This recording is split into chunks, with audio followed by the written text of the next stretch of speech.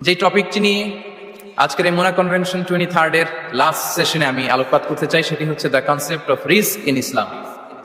Risk নিয়ে আমাদের অনেকের কিছু মিসকনসেপশন আছে। আমি চাইবো এই স্বল্প সময়ে রিজিকের ব্যাপারে একটি ধারণা আপনাদেরকে দিতে, আপনাদের আইডিয়াটা যাতে ক্লিয়ার থাকে, কনসেপ্ট যাতে ক্লিয়ার থাকে। প্রিয় ভাই এবং বোনেরা, আমরা অনেকে, সবাই না, অনেকে মনে করি যে রিস্ক হচ্ছে যেটা আমরা খাই, যেটা আমরা খাই এটা রিজিক, অথবা যে অর্থ আমরা উপার্জন করি এটা রিজিক। আমাদের অনেকের ধারণা। আসলে রিজিকের ব্যাপারে আমাদের ধারণাটা পূর্ণাঙ্গ নয়, এর বাইরেও অনেক কিছু আছে। রিস্কের বাংলা হচ্ছে জীবন উপকরণ, ইংরেজিতে বলে সাস্টেনেন্স বা প্রভিশন। অর্থাৎ জীবন পরিচালনায় একটা মানুষের যা যা লাগে তার সবই রিস্ক। শুধু আমরা যেটা খাই, যেটা উপার্জন করি, শুধু এতটুকুই রিস্ক নয়, এটা অনেক ওয়াইডার সেন্সে আমাদেরকে চিন্তা করতে হবে। আমরা আমাদের পুরো জীবন জুড়ে যা পাই, যা খাই, যা অর্জন করি, যেটা লাভে ধন্য হই, সবটাই রিস্ক। আমরা অনেকে যে বুঝি যেটা আমরা খাই, যেটা উপার্জন করি এটা রিস্ক, এটা যে একেবারেই রিস্ক নয় সেটা নয়, তবে এটা আংশিক সত্য, এটাও রিস্ক। অর্থ, খাদ্য, জাগতিক সম্পদ, এটাও রিস্ক। কিন্তু এটা রিস্কের সর্বনিম্ন স্তর, the lower level of provision, the lower level of risk হচ্ছে এই যে খাদ্য, অর্থ, জাগতিক সম্পদ।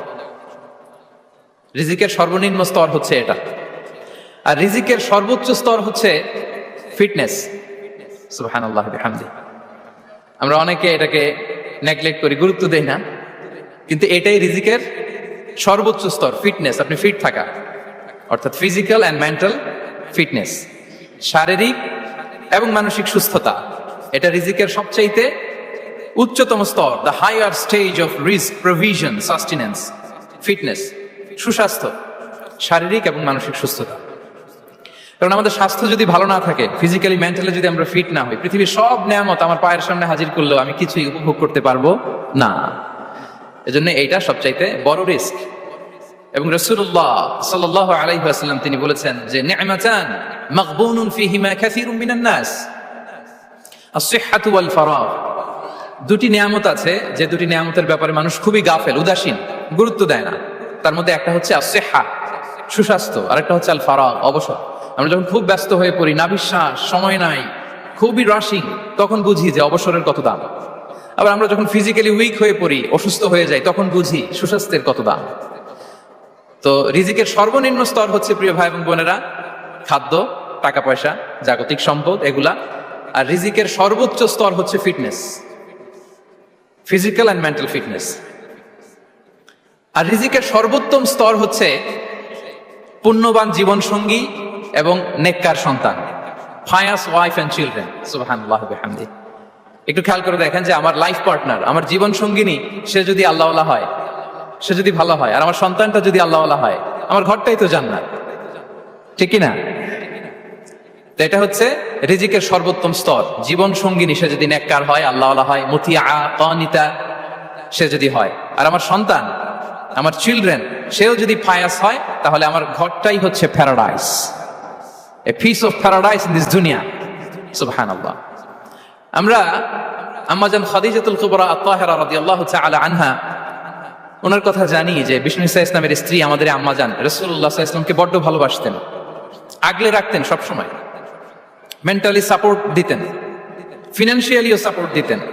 বিষ্ণু ইসা ইসলামকে আম্মাজান খাদিজা এতই ভালোবাসতেন, বিষ্ণু ইসা ইসলাম বলতেন, রুজিকতু হুব্বাহা, আমি খাদিজার ভালোবাসাকে রিজিক হিসেবে পেয়েছি। সুবহানাল্লাহ। রাসূল সাল্লাল্লাহু আলাইহি ওয়াসাল্লাম এই শব্দটা ইউজ করেছেন, রিজিক, রুজিকতু হুব্বাহা। এবং তিনি দোয়া করার সময় বলতেন, আল্লাহ, কিয়ামতের সে বিভীষিকাময় দিনে, যেদিন বন্ধু বন্ধুকে চিনবে না, স্বামী স্ত্রীকে চিনবে না, বাবা সন্তানকে চিনবে না, পীর সাহেব মুরিদকে চিনবে না, নেতা কর্মীকে চিনবে না, ভাই বোনকে চিনবে না, সেই কঠিন মুহূর্তে আল্লাহ, আমি আমার খাদিজাকে যেন ভুলে না যাই। রুজিকতু হুব্বাহা, খাদিজার প্রতি ভালোবাসা আল্লাহ তাআলা আমার হৃদয়ে রিজিক হিসেবে দিয়েছে। তাহলে রিজিকের সর্বোত্তম স্তর হচ্ছে পুণ্যবান স্ত্রী, নেককার সন্তান। আর রিজিকের পরিপূর্ণ স্তর হচ্ছে মহান আল্লাহ তাআলার সন্তুষ্টি।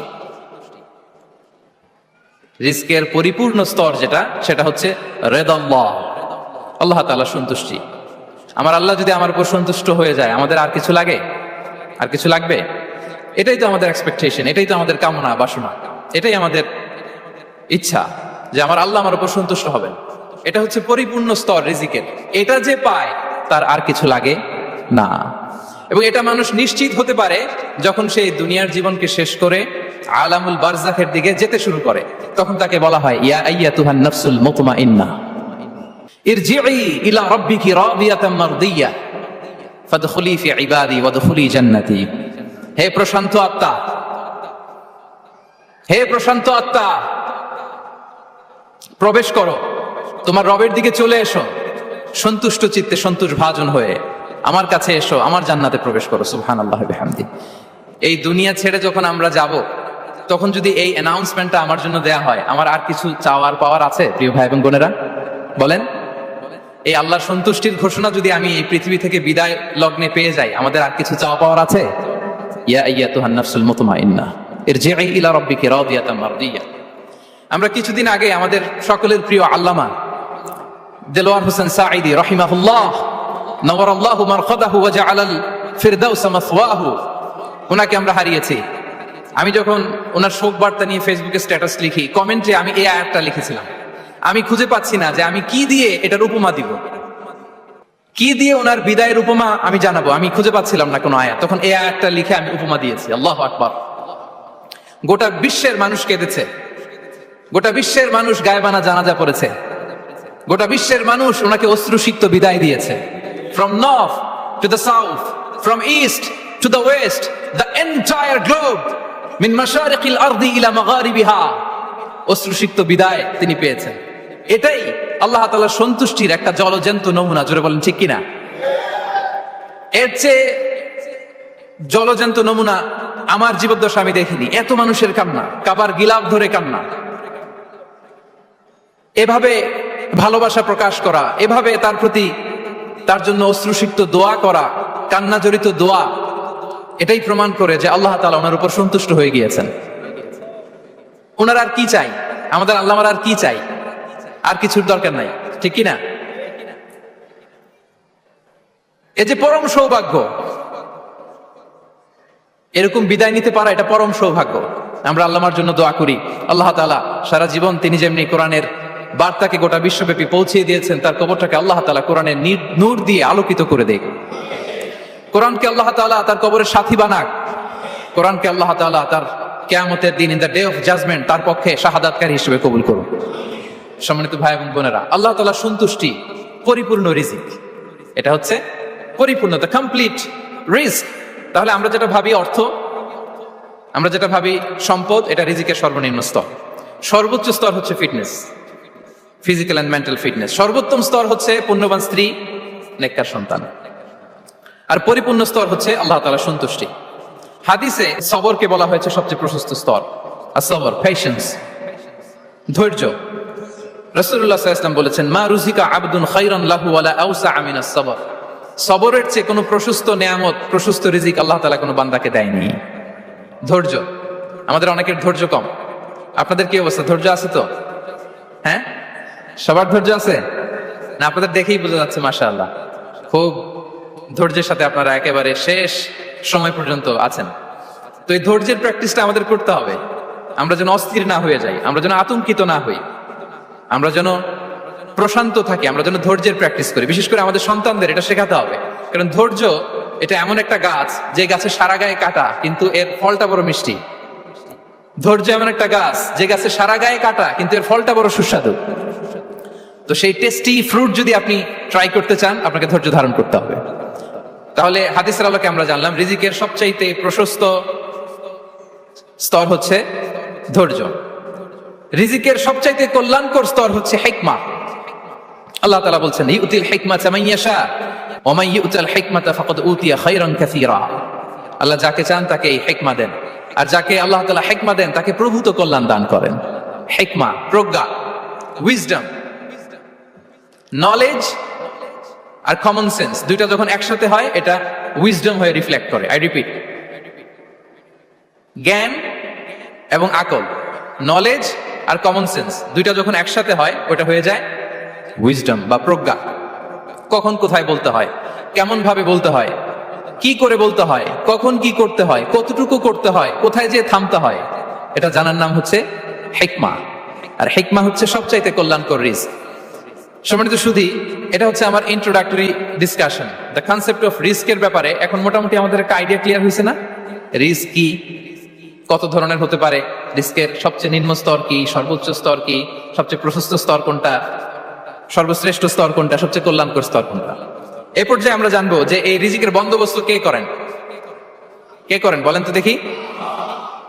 এই রিজিকের বন্দোবস্ত একচ্ছত্র ভাবে আল্লাহ তাআলা এটা নিয়ন্ত্রণ করেন। তিনি রিজিকের মহাব্যবস্থাপক। যে আয়াত দিয়ে আমি শুরু করেছি প্রিয় ভাই এবং বোনেরা, ওমা মিন দাব্বাতিন ফিল আরদি ইল্লা আলাল্লাহি রিজকুহা ওয়া ইয়ালামু মুস্তাকাররাহা ওয়া মুস্তাওদাআহা কুল্লুন ফি কিতাবিম মুবিন।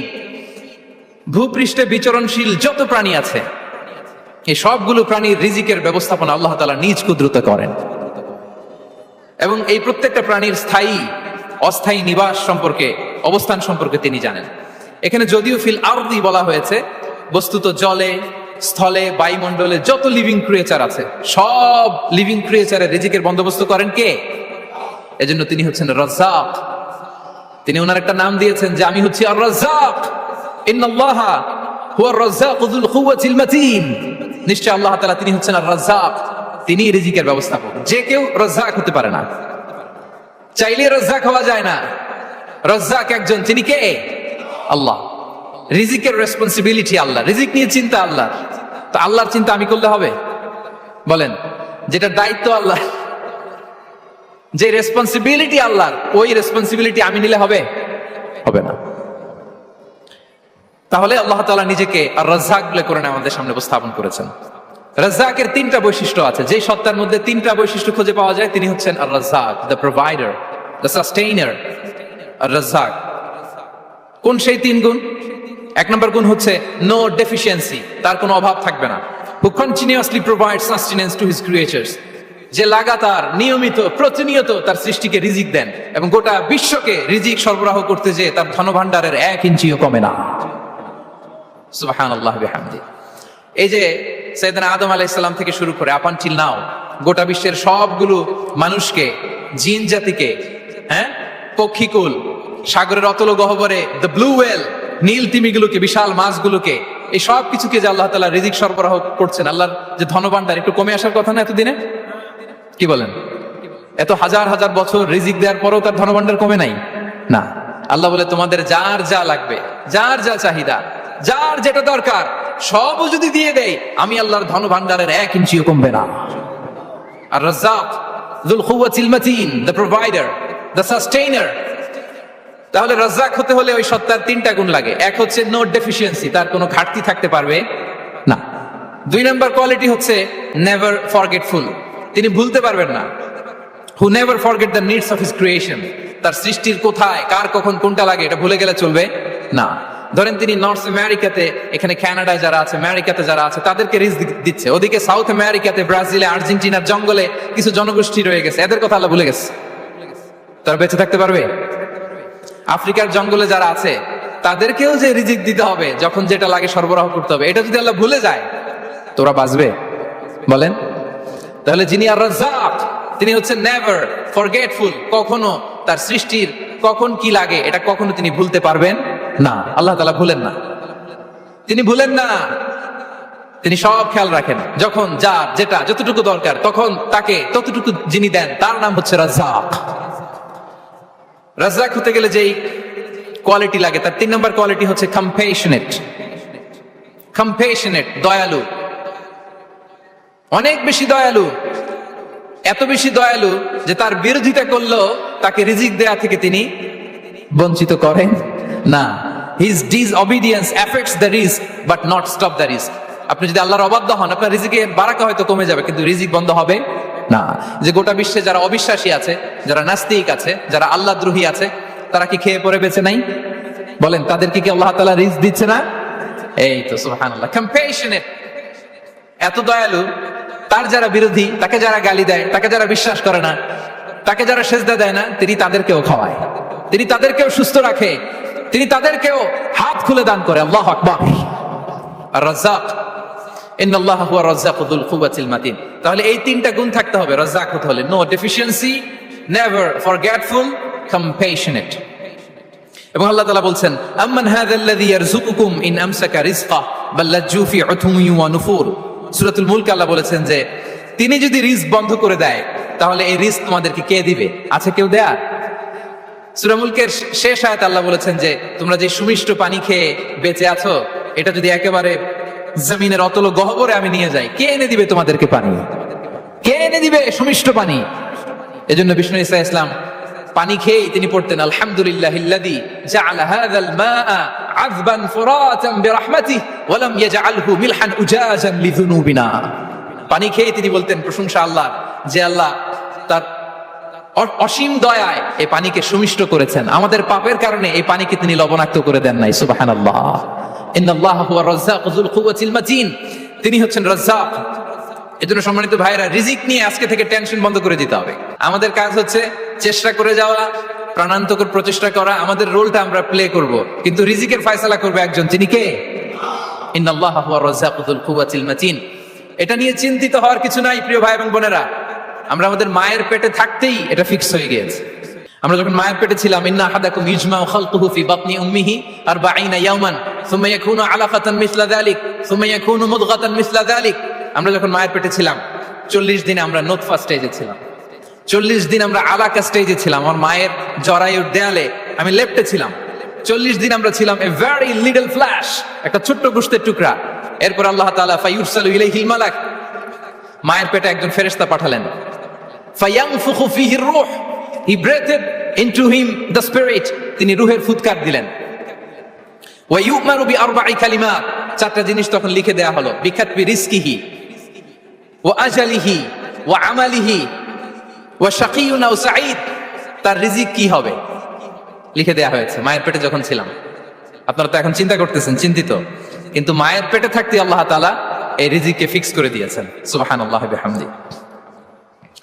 এবং যে রিজিক আমি আমার মায়ের পেটে থাকতেই আল্লাহ তাআলা লিখে দিয়েছেন, সেই রিজিক ভোগ না করে আমি কোনোদিন মরবো না। বিষ্ণু ইসলাম আমাদেরকে জানিয়েছেন তোমার জন্য যে রিজিকের বন্দোবস্ত, যেই অ্যালটমেন্ট আছে, সেটা ভোগ না করে, উপভোগ না করে তুমি মরবে না, এবং সেটা আপনি উপভোগ করবেন, আপনার কাছেই আসবে। ধরুন আপনারা যে ফল আমেরিকাতে খান, এটা কি আমেরিকায় চাষ হয় ফল, নাকি কানাডা মেক্সিকো থেকে আসে? কোত্থেকে আসে? কোত্থেকে? এখানেই হয়, আবার বাইরে থেকেও আসে। Okay fine. লেটস সে আপনি যে অ্যাপেলটা দিয়ে আজকে ব্রেকফাস্ট করলেন, যে অ্যাপেলটা আপনি খেলেন, এটা মেক্সিকো থেকে এসেছে। ওই অ্যাপেলটা যখন কুড়ি অবস্থায় ছিল, মুকুল অবস্থায় ছিল, তখনই ওটার মধ্যে আপনার নাম লেখা। এর মধ্যে কত পাখি এসে ওই গাছে বসেছে, কত মুকুল নষ্ট করেছে, ওইটা নষ্ট করে নাই, কারণ ওইটা আপনি খাবেন। ওইটা পুষ্ট হয়ে সুন্দর একটা ফল হয়ে ইম্পোর্টেড হয়ে এটা আমেরিকাতে আসলো, আমেরিকার বাজারে। অনেক মানুষ ওই ফলটা সুপারমার্কেটে যে ধরে চড়ে নেড়ে আবার রেখে দিয়ে চলে গেছে, নেয় নাই। ওইটা সে খাবে না, কারণ ওইটা আপনার রিজিকে লেখা। ওই ফল আপনি নিয়ে আসলেন, বাসায় অনেকে অ্যাপেল খাচ্ছে, কিন্তু ওই অ্যাপেলটা খাবে না, কারণ এটা কে খাবে? সুবহানাল্লাহ পড়তে পারলেন না মজা করে? আল্লাহু আকবার। আপনার জন্য যে রিজিক নির্ধারিত, এটা আপনিই খাবেন। এর মধ্যে আপনি মরে যেতে পারতেন, বাসা থেকে অন্য কোথাও চলে যেতে পারতেন, কিন্তু না, মরবেনও না, অন্য কোথাও যাবেনও না ওইটা খাওয়ার আগে। This is the essence of risk, this is the essence of provision, sustenance. ইন্নাল্লাহা হুয়ার রাজ্জাকু যুল কুওয়াতিল মাতিন। মায়ের পেটে থাকতে নির্ধারিত, ওই ফল কেউ টাচ করবে না up until you try it. This is রিস্ক। এই কথাটাই বিষ্ণু ঈসা ইসলাম খুব সুন্দর করে বলেছেন, লা তামুতু নাফসুন হাত্তা তাস্তাকমিলা রিজকাহা। অন্য বর্ণনায় এসেছে লা তামুতু নাফসুন হাত্তা তাস্তাউফিয়া রিজকাহা। মানুষের জন্য যে রিজিকের বরাদ্দ, সেটা উপভোগ না করে, সেটা না খেয়ে ওই মানুষ এই দুনিয়া থেকে বিদায় নিতে পারে না। তাহলে আমার রিস্ক ভোগ না করে আমি মরবো না, এবং এটা যেহেতু আপনার জন্য নির্ধারিত, এটা আপনি পাবেনই। এখন এটা কি হালাল পন্থায় আপনি পাবেন না হারাম পন্থায় পাবেন, দ্যাট ইজ ইউর ডিসিশন। আপনার রিস্ক আপনার কাছে আসবে। এটা নির্ধারিত না অনির্ধারিত? বলেন তো, আমি সবার কাছ থেকে শুনবো, রিস্ক কি নির্ধারিত না অনির্ধারিত? ফিক্সড, নির্ধারিত। ফর এন এক্সাম্পল, ধরুন আপনি সারা জীবনে 1 কোটি টাকা ইনকাম করবেন। কয় কোটি? 1 কোটি টাকা ইনকাম করবেন, এটা নির্ধারিত, আল্লাহ তাআলা ফিক্স করে ফেলেছেন, এটা আল্লাহর সিদ্ধান্ত। কিন্তু এই 1 কোটি হালাল পন্থায় আপনি উপার্জন করবেন না হারাম পন্থায়, এটা আপনার সিদ্ধান্ত। So now the decision is years. যদি আপনি পরিশ্রমী হন, যদি আপনি সৎ পথ অবলম্বন করেন, তাহলে ওই 1 কোটি আসবে আপনার কাছে, কিন্তু হালাল পন্থায়। আর যদি আপনি হালাল হারাম মিক্স করেন, টেবিলের উপর দিয়েও নেন, নিচ দিয়েও নেন, আসবে কিন্তু 1 কোটি। আসবে কয় কোটি? কথা বোঝে নাই বোধহয়। টেবিলের নিচ দিয়েও যদি নেন, সারা জীবনে আপনি পাবেন কত? 1 কোটি। So now the decision is years. সিদ্ধান্ত আপনার। হালাল পন্থায় উপার্জন করবেন না হারাম পন্থায়? বলেন, হালাল না হারাম? হারামের সাথে আমাদের কোনো সম্পর্ক? হারামকে আমরা এই কনভেনশন সেন্টার থেকে না বলে দিলাম, আওয়াজ করে বলুন নো। হারামের সাথে আমাদের কোনো সম্পর্ক? আল্লাহ তাআলার দেয়া বরাদ্দ রিজক আমরা হালাল পন্থায় উপার্জন করবো ইনশাআল্লাহ। বলেন।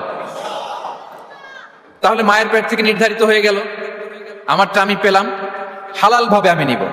আরেকটা জিনিস মনে রাখতে হবে যে কেউ কারো রিজিকে ভাগ বসায় না, কেউ না। আমরা অনেকে মনে করি যে আমি ওকে দিলাম, ওকে খাওয়াইলাম, আমি বোধহয় খাওয়াইলাম। না, সে আপনারটা খায় নাই, সে তার রিজিকই খেয়েছে।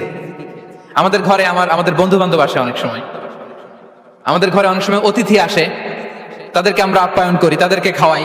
আসলে সে আমারটা খায় না, সে কারটা খায়? তার নিজেরটাই খায়।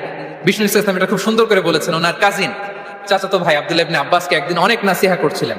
করতে করতে এক পর্যায়ে তিনি বললেন, ওয়া আলাম, ইবনে আব্বাসকে বলছেন, ওয়া আলাম আন্না মা আসাবাকা লাম ইয়াকুন লিইখতিআক ওয়া মা আখতাআকা লাম ইয়াকুন লিইউসিবাক। আব্দুল্লাহ, জেনে রেখো, যেটা তুমি পাওয়ার এটা তুমি কোনোদিন হারাবা না। যেটা তোমার হওয়ার কথা ছিল ওইটা তুমি কোনোদিন মিস করবা না। আর যেটা তুমি পাওয়ার কথা না, গোটা বিশ্বের সব শক্তিকে হাতের মুঠোয় আনলেও সেটার দেখা তুমি পাবে না, পাবে না। ওয়ালাম আন্নামা আসাবাকা লাম ইয়াকুন লিইখতিআক ওয়া মা আখতাআকা লাম ইয়াকুন লিইউসিবাক রুফিআতিল আকলাম ওয়া জাফফাতিস সুহুফ। আব্দুল্লাহ, রিজিক নিয়ে চিন্তিত হয়ো না, রিজিক নিয়ে পেরেশান হয়ো না। প্লে ইউর রোল, রিজিক ইজ ফিক্সড। যেটা তুমি পাওয়ার তুমিই পাবা, যেটা তুমি পাওয়ার কথা না, চেষ্টা করেও সেটা তোমার কাছে আসবে না। সম্মানিত সুধী, এ পর্যায়ে আমরা জানবার চেষ্টা করব যে কিসে রিজিক বাড়ে, কি করলে রিজিকে ভরপুর বারাকা হয়, রিজিকের চাবিকাঠি কোথায়, কোন পথে চললে রিজিকে ভরপুর বারাকা হবে, আমার জীবনে বরকত নেমে আসবে, বারাকা হবে আমার জীবনে, বরকত নেমে আসবে রিজিকে। এটা জানতে মনে যাচ্ছে না আমাদের? হ্যাঁ, কষ্ট হচ্ছে আপনাদের? কষ্ট হচ্ছে? তাহলে কি করলে রিজিকে ভরপুর বারাকা হয়, কি করলে আমার জীবনে ভরপুর বারাকা নেমে আসে, এই পয়েন্টটাতে আমরা একটু আলোকপাত করি। যেসব কাজ করলে আমাদের জীবনে রিজিকে আসমানি বারাকা নেমে আসবে, আমাদের রিজিকে আসমানি বারাকা নেমে আসুক, আমরা চাই কি চাই না? সবাই আমরা চাই নিশ্চয়ই। যে কাজ করলে রিজিকে আসমানি বারাকা আসে, এর 1 নম্বর হচ্ছে তাকওয়াল্লাহ, আল্লাহর ভয়। আল্লাহ তাআলা বলছেন, ওমাইয়াত্তাকিল্লাহ ইয়াজআল লাহু মাখরাজা ওয়া ইয়ারযুকহু মিন হাইসু লা ইয়াহতাসিব। যে আল্লাহকে ভয় করে, যে আল্লাহ সচেতন, আল্লাহ তাকে মাখরাজ, মাখরাজ মানে কি জানেন? ওই যে এক্সিট লেখা না এদিকে, এই এক্সিটকে আরবিতে বলে মাখরাজ, মানে কোথাও আটকাবেন না, বের হওয়ার রাস্তা আছে, কোথাও আটকাবেন না, বের হওয়ার রাস্তা আল্লাহ তাআলা অ্যারেঞ্জ করে দিবেন। You will have the way out from crisis. ক্রাইসিসে পড়লে, সংকট মোমেন্টে আল্লাহ তাআলা ওখান থেকে এক্সিটের ব্যবস্থা আপনাকে করে দিবেন। ওয়া ইয়ারযুকহু মিন হাইসু লা ইয়াহতাসিব, এমন জায়গা থেকে আল্লাহ তাআলা রিজিকের ব্যবস্থা করবেন যে সে কল্পনাও করে নাই। এরকম অনেক সময় হয় না যে আমি ভাবিও নাই যে এখান থেকে আমার রিজিকের বন্দোবস্ত হতে পারে, কোত্থেকে যে রিজিক চলে আসলো। এরকম জীবনে মাঝে মাঝে হয় কি হয় না? ব্যবস্থা করেন কে? যারা আল্লাহ তাআলাকে ভয় করে, যারা আল্লাহ সচেতন, তাদেরকে আল্লাহ তাআলা স্পেশাল রিজিক দিয়ে ধন্য করেন। তাকওয়াল্লাহ। পুরো কোরআনের মূল শিক্ষা কি? পুরো ইসলামের এসেন্স কি, জিস্ট কি, সারাংশ কি যদি আমাকে জিজ্ঞেস করা হয়, আমি বলবো তাকওয়াল্লাহ, আল্লাহর ভয়, আল্লাহ সচেতনতা। Allah is watching me, Allah is observing me. আল্লাহ তাআলা আমায় দেখছেন, আমি যাই করি না কেন, দরজা বন্ধ করে, জানালা বন্ধ করে, সব বন্ধ করেও যদি করি, পৃথিবীর সবার চোখ ফাঁকি দেয়া গেল, আল্লাহর চোখ ফাঁকি দেয়া যায়? পুলিশের চোখ ফাঁকি দেয়া যায়, সিকিউরিটির চোখ ফাঁকি দেওয়া যায়, আমার সাথে বন্ধুদের চোখ ফাঁকি দেওয়া যায়, ফাঁকি দেওয়া যায় না একটা মহান সত্তার চোখ। তিনি কে? এই যে সেন্সেশন, অনুভূতি, দিস ইজ তাকওয়া। এই অনুভূতিটার নামই হচ্ছে তাকওয়া। যে আমি যাই করি, যেভাবে করি, যখন করি, কেউ দেখে না, কিন্তু দেখে কে? কেউ যেটা দেখে না সেটা দেখে কে? দিস ইজ তাকওয়া। এই তাকওয়ার চর্চা যার মধ্যে আছে, তার রিজিকে বারাকা নেমে আসবে। আমরা যেন তাকওয়ার চর্চা করি, আমাদের ছেলে মেয়েদের জন্য এটা শেখাই যে কেউ দেখে না বাবা, কিন্তু আল্লাহ দেখে। ছোটবেলা থেকেই যদি আমাদের সোনামণিদের ব্রেইনে এই তাকওয়াল্লাহ নামের এই সফটওয়্যারটা ইনস্টল করে দেই, আর কোনোদিন সে বিপদগামী হবে না, পথচ্যুত হবে না। ওই ছেলেকে দিয়ে আর পৃথিবীতে অন্যায় করানো যাবে না। সে পাপ কাজ করবে না, সে অন্যায় কাজ করবে না, সে অন্যের রাইটস নষ্ট করবে না, সে দুর্নীতি করবে না, সে ঘুষ খাবে না, সে সুদ খাবে না। শুধু দুর্নীতি দমন কমিশন দিয়ে দুর্নীতি বন্ধ করা যায় না, এই তাকওয়া আল্লাহর সফটওয়্যার ইনস্টল করে দিতে হবে। তাহলে এক নম্বর হচ্ছে তাকওয়া, আল্লাহর ভয় যেন আমরা আমাদের হৃদয়ে রাখি। যাদের হৃদয়ে আছে আল্লাহর ভয় তারা কভু পথ ভুলে যায় না। কি অসাধারণ কথা! তাহলে এক নম্বরে তাকওয়া আল্লাহ। দুই নম্বর আত-তাওয়াক্কুল আলা আল্লাহ, to put your trust on Allah, to depend on Allah, আল্লাহর উপর ভরসা রাখা। আমরা ভরসা রাখি কার উপর? আওয়াজ করে বলুন, কার উপর? আমরা আমাদের ভরসা রাখি আল্লাহর উপর, কার উপর ভরসা রাখি না, ভরসা একজনের উপর। বিষ্ণু ইসা ইসলাম বলেছেন, লাউ আন্নাকুম তাওয়াক্কালুনা আলাল্লাহি হাক্কা তাওয়াক্কুলিহি লা রাযাকাকুম কামা ইয়ারযুকুত তায়র তাগদু খিমাসান ওয়া তারুহু বিতানান। পাখি যেমনি আল্লাহর উপর তাওয়াক্কুল করে, তোমরা যদি এমনি তাওয়াক্কুল করতে পারো, তাহলে পাখিকে আল্লাহ যেমনি রিজিক দেয়, তোমাদেরকে আল্লাহ তাআলা তেমনি রিজিক দিবেন।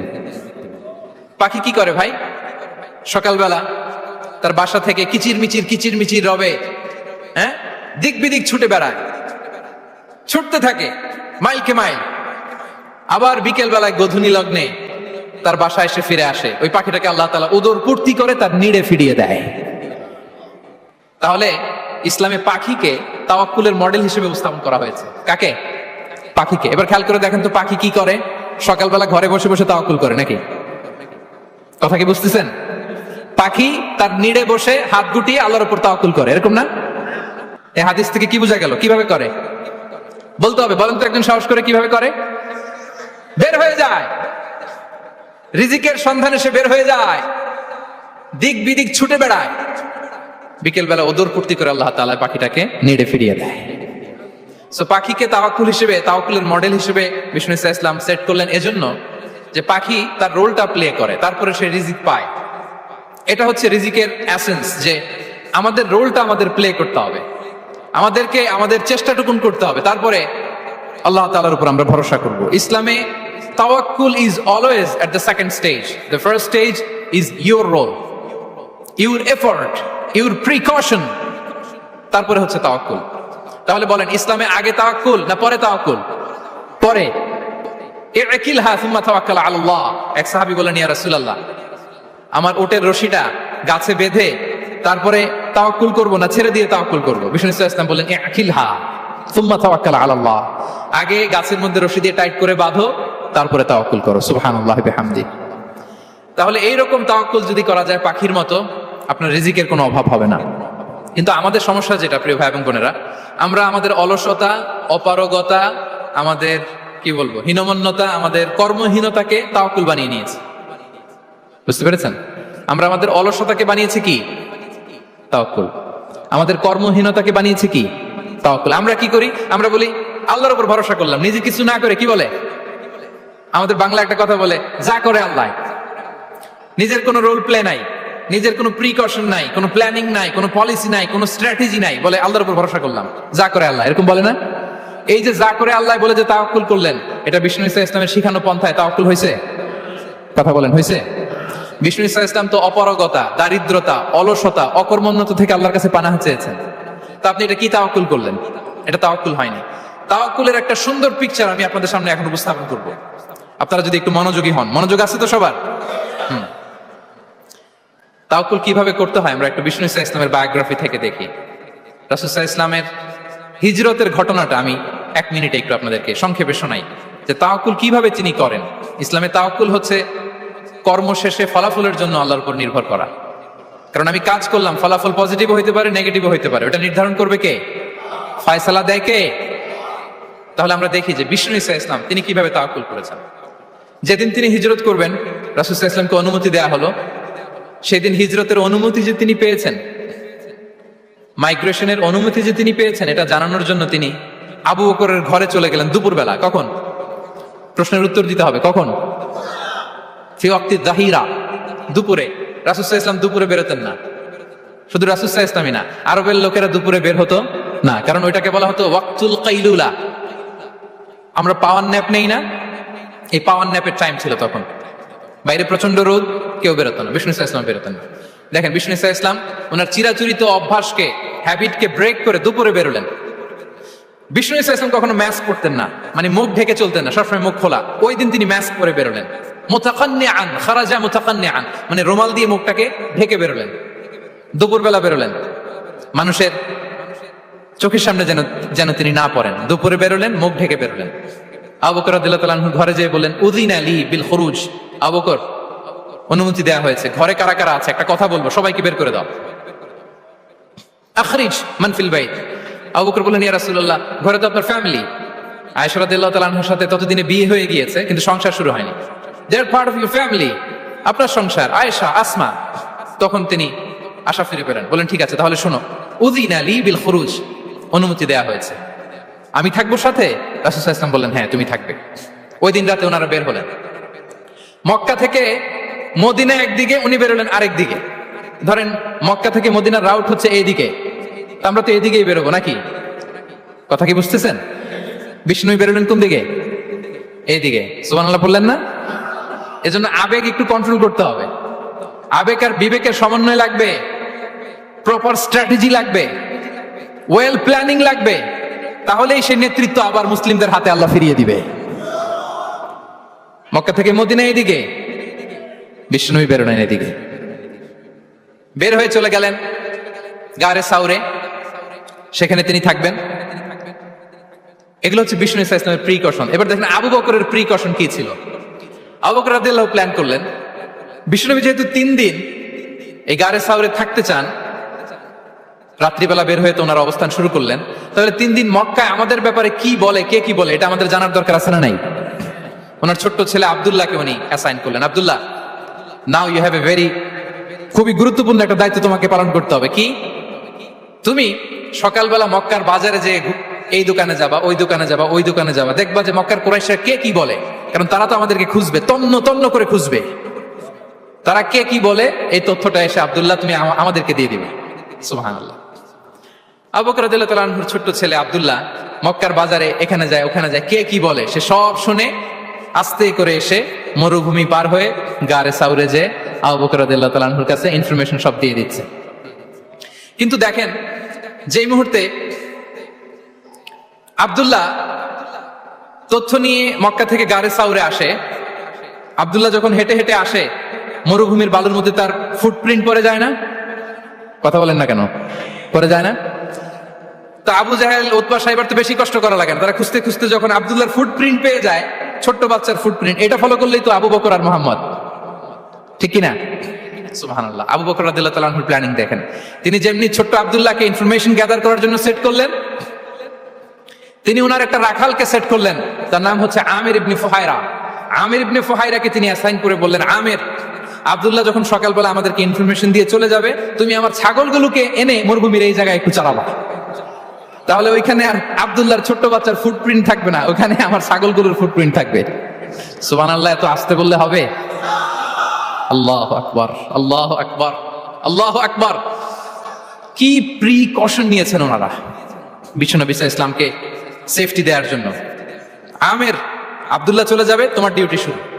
আব্দুল্লাহর একটা ফুটপ্রিন্টও যেন না থাকে, ওখানে ছাগল চড়াবা। শুধু তাই নয়, আব্দুল্লাহ ইবনে উরাইকিত নামে একজন গাইড ভাড়া করল আবু বকর, যিনি মক্কা থেকে মদিনায় তাদেরকে নিয়ে যাবে, কিন্তু ক্যারাভান, কাফেলা যেই পথে চলে ওই পথে নয়, সাওয়াহিলি পথে, একটা আনইউজুয়াল আননোন রাউট ধরে ওনার মক্কা থেকে মদিনায় যাবে। নিয়ে যাচ্ছে সর্বশেষে সে যখন দেখাই দিল যে এখান থেকে সোজা চলে গেলে আপনারা মদিনায় চলে যাবেন, বিদায়। আল্লাহ রাসূল সাল্লাল্লাহু আলাইহি ওয়াসাল্লাম কোয়াইট এন্ড কাম, আবু বকর রাদিয়াল্লাহু তাআলা আনহু ব্যাক এন্ড ফোর্থ করছেন, সামনে যাচ্ছেন পেছনে যাচ্ছেন, কি না কি হয়, কিন্তু বিষ্ণু সাল্লাল্লাহু আলাইহি ওয়াসাল্লাম একেবারে শান্ত, কারণ বিষ্ণু সাল্লাল্লাহু আলাইহি ওয়াসাল্লামের হাতে যা করার ছিল তিনি সব করে ফেলেছেন, সর্বোচ্চ প্রিকশন নিয়েছেন।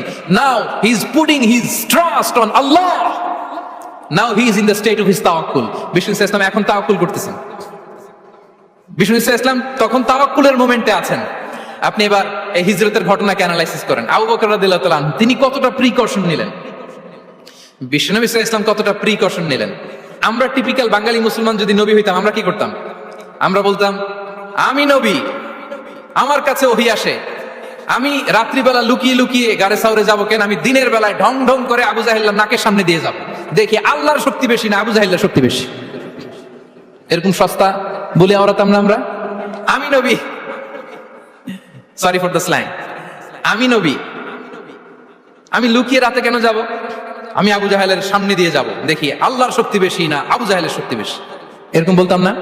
কিন্তু বিষ্ণু ইসলাম কেমনটা করেছেন না, দুপুরে বেরোন না, ওই দিন দুপুরে বেরোলেন, ম্যাস্ক পরেন না, ম্যাস্ক পরে বেরোলেন, সংবাদ দেওয়ার সময় সাবধানতা অবলম্বন করলেন। আবু বকর রাদিয়াল্লাহু তাআলা আনহু ছোট্ট বাচ্চা আব্দুল্লাহকে অ্যাসাইন করলেন, আমির ইবনে ফুহাইরাকে অ্যাসাইন করলেন, আব্দুল্লাহ ইবনে উরাইকিতকে অ্যাসাইন করলেন। সবকিছু যখন শেষ, এবার তারা মদিনা অভিমুখে রওনা হলেন, মুতাওয়াক্কিলানা আলাল্লাহিল মুস্তাআন, আল্লাহর উপর তাওয়াক্কুল করে। This is the true essence of তাওয়াক্কুল, ডিয়ার ব্রাদার্স এন্ড সিস্টার্স। এটা হচ্ছে তাওয়াক্কুল। তো তাওয়াক্কুল যদি করতে হয় বিষ্ণু ইসলামের মতো করতে হবে। তাওয়াক্কুল always at the second stage ইসলামে। আগে আপনার রোল, আগে first you have to play your role, তারপর আপনি আল্লাহর উপর তাওয়াক্কুল করবেন। তাহলে কোনো কাজ না করে হাত গুটিয়ে আর বসে থাকবেন, আর কোনোদিন কাজ না করে বলবেন আল্লাহ ভরসা, তাহলে এটা তাওয়াক্কুল হবে? বিষ্ণু বলেন, লাউ আন্নাকুম তাওয়াক্কালুনা আলাল্লাহি হাক্কা তাওয়াক্কুলিহি লারাযাকাকুম কামা ইয়ারযুকুত তায়র তাগদু খিমাসান ওয়া তারুহু বিতানান। যদি পাখির মতো তাওয়াক্কুল করো, পাখিরে যেমনি খাওয়ায় আল্লাহ তোমাদেরও খাওয়াবে। সুবহানাল্লাহি বিহামদিহি। তাহলে তাকওয়া আল্লাহর পরে 2 নম্বরে পেলাম আত-তাওয়াক্কুল আলাল্লাহ। আমরা যদি আল্লাহর উপর তাওয়াক্কুল করতে পারি, আমাদের রিজিকে আসমানি বারাকা নেমে আসবে। 3 নাম্বার, অন টাইমে সালাত আদায় করা। যারা অন টাইমে সালাত আদায় করে, সালাত কায়েম করে, তাদের রিজিকের কোনো টেনশন নাই। বিশ্বাস হয় নাকি একটু সন্দেহ লাগে? সন্দেহ লাগে কারো? যারা অন টাইমে সালাত আদায় করে, তাদের কখনো রিজিকের কোনো ঘাটতি হবে না। আল্লাহ তাআলা বলছেন, ওয়া'মুর আহলাকা বিস-সালাতি ওয়াসতাবির আলাইহা লা নাসআলুকা রিজকা নাহনু নারযুকুক ওয়াল আকিবাতু লিত-তাকওয়া। নবী হে, আপনি আপনার ফ্যামিলি মেম্বারসদেরকে সালাতের ব্যাপারে আদেশ করুন, আপনি নিজেও সালাত আদায়ে অবিচল থাকুন। আমি তো আপনার কাছে রিজিক চাই নাই, আমি আল্লাহ রিজিক দেই, আমি তো রাজ্জাক। তার মানে সালাত যে আদায় করে তার রিজিকের কোনো টেনশন আর থাকে না। 3 নম্বরে গেল সালাত। 4 নম্বরে হচ্ছে ইস্তিগফার, বেশি বেশি ইস্তিগফার করা। কি পড়া? বেশি বেশি কি পড়া? ইস্তিগফার করা।